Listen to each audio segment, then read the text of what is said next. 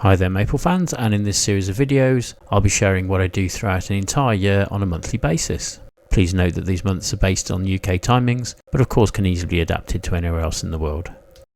So today in this video I'll be sharing how to manage your acers into the spring months, particularly with relevance to them leafing out and possible frost damage. I'll also be discussing just hints and tips really about thinking about the spring and how we can plan ahead, as well of course as having an update on the grass I did last month and just seeing if they're surviving. So here we have one of my trees, Cotonuito. These tend to hang on to a few of last year's leaves. That's absolutely fine. We can trim those off, or they'll sort of come off quite naturally really. But looking at that, and also this Twomby's Red Sentinel and the tree next to it, really pleased to say there is absolutely minimal frost damage, dieback. There's a bit of a white branch there, but that's definitely from last year. So avoiding dieback is very part of the equation with feeding. So next month I'll be looking at feeding them with a sort of nice Acer feed that takes about 6 months to disappear out of the soil, and that's really beneficial so it doesn't overgrow into winter. So I'm quite pleased that I didn't feed them late on last season, so that's really helped. And here we are just looking at some nice garden centre plants as well. And just noting the fact that this is perhaps a really good time to get into the garden centres. The new stocks are in. I do prefer to use sort of specialist maple places now, largely because I probably got most of these. I've really had so many that the more specialist places offer some interesting alternatives that aren't so mass produced, so to speak, but lovely nonetheless. And here we can see that also these places can sort of maybe train them up like this, and they get staked up and tied together. So if you've got a small patio or a small area, it's maybe a good time to have a think about planning, and a tree like that would actually fit into a much smaller space. This little fella, as I'm showing you there, is a Jerry Swartz. So it looks very different to my Jerry Swartz that I will show you later on in the video. But as you can see, it does offer these kind of alternatives. And in a weird way, without any leaves on them, you can kind of see the shape of the form of them well. And it might be a great time to do that and take part of that planning stage really. I think it's really worth noting as well that the Acer growers like the one at Bartholomew's where I bought the grass from, at this time of year will ship really small trees, whereas later on in the year they just get too big really and it's just not feasible to ship them. So it's a really good idea to check the websites out wherever you are in the world and see what's available, because availability is probably going to be really good, and either make that order or pre-order while we can. And just to note again, particularly for the people new to the channel, these are all named cultivars, so they've been grafted. You can see on the bottom left there the sort of where one tree meets another as they've been grafted together.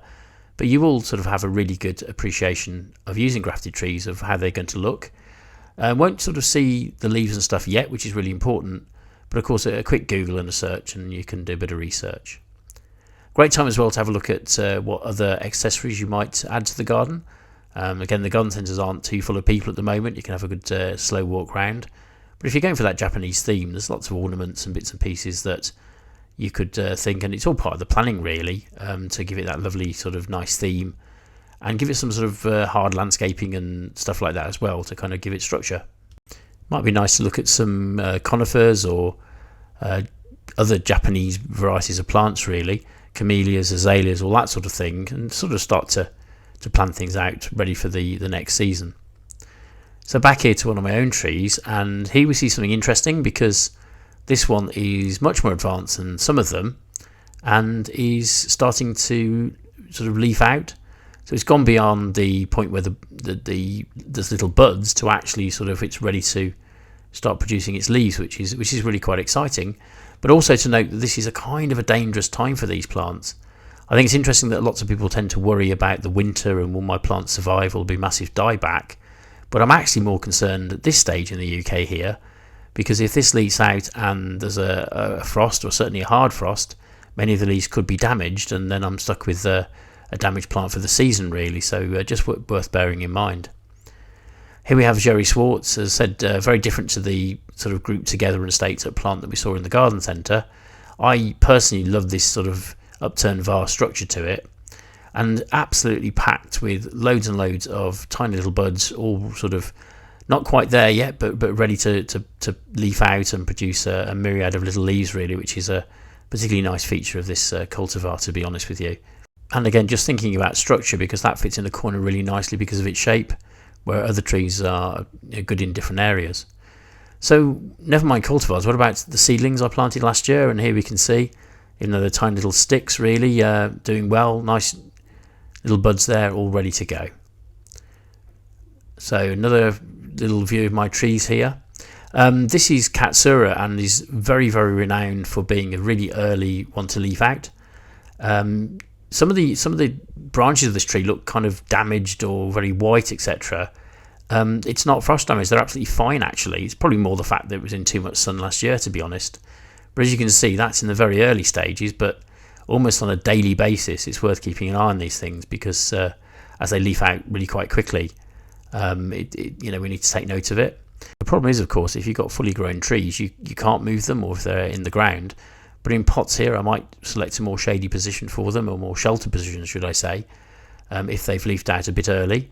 Or certainly the little fellas will come onto. Really easy to maybe put that into a very sheltered position inside a conservatory, but be careful, because if sun gets on it, temperatures may rise. But just a bit of protection from the frost would maybe go a long way. Here we have a red flamingo, which again tends to leaf out really early. Lovely bark actually on this one too. It's a kind of hybrid, but looking really, really good, ready to go, and just sort of bodes well for the new season. But again, just keeping an eye on those weather reports, frost levels, just to make sure they're okay. And again, just a bit of an update on these trees. I didn't plant out in a pot. I left them in their technical pots as bought by a garden centre, and I do believe I've done the right thing here. So in some pebbles, plenty of drainage, and this one's doing fabulously well. What I won't do is make the mistake I made last year, which is to try and pop these out too early. I'll let it get into full bloom, actually, up to full speed, because I don't want to give it a load of new nutrients in the compost and a load of extra water retaining material as well that might sort of drown it if we have a wet March. And just for a bit of variety, we've got a flowering cherry here. This is Kojo no Mei, which is in loads and loads of garden centres. Absolutely beautiful tree, and again, loads of buds just ready to go, really. So what about those trees in the ground? Does it make a lot of difference? Well, not in my case. So this is an orange dream. I'm really looking forward to see how this does this year, because it's absolutely come on leaps and bounds. It's planted in the ground, it's got unlimited nutrients, and it's fairly well established there. It's been there a couple of years now, and it's really come on leaps and bounds relative to its brother or sister, I suppose, which is in a pot. So we'll keep a close eye on that. But as I say, it's in about the same sort of state as some of the other trees, and less advanced than some of those, really. But again, should be quite an impressive tree to have a look at in a few weeks' time. So just that update I promised you on grafting, and in case you missed the previous video, this is sort of taking a bit of known cultivar tree here on the left and sort of splicing it into an existing rootstock of a generic cultivar called Acer palmatum. And that just makes for a really good root system, but a tree on the top that kind of is the same as the parent. So attaching it together, you can watch all of this in January's video if you want to, but just a little quick recap really, just to see what we're on about. And again, that will give me a tree that's really, really close to the parent tree. So as you can see here, I'm really pleased with that. We've got some buds there of green, and they're swelling and maturing. And that's not just on the rootstock tree, it's actually on the grafted part as well. So quite exciting to see that, because that's what we're aiming for. Of course, the grafted trees as well, because it's been kept indoors and it's fairly warm, have started to mature and grow. But in the end, we're not terribly interested in that side of things. It's the root system of that tree we're looking for. But as they get more established, then we can cut that away and be left with a nice grafted cultivar there, really. The same on Tamukiyama here. That's doing really well as well. Been advised by the Bartolomews, where I bought them from, to leave the top off during the day and pop it on in the night time at the moment. And the reason is there's a real balancing act here between getting the graft to dry out, which would potentially ruin it and make it not take or continue to sort of do so well. But also, if it was too wet in there, we're going to get some mould and condensation forming, and that's going to be a problem. So we'll just keep a close eye on those, and of course we'll give you a nice update on those next month.